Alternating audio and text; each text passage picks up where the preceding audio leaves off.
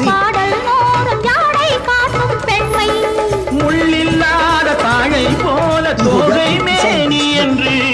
அள்ளும் போது மேலும் கீழும் ஆடும் ஆசை உண்டு சொர்க்கம் தோன்றுமோ அந்த நேரிலே சொர்க்கம் தோன்றுமோ காணாததும் கேளாததும் காதலில் விளங்கிடுமோ பிள்ளை மனோ வள்ளல் குணம் யாரோ மன்னன் என்னும் பேரில் வரும் தேவன் மகன் நீயோ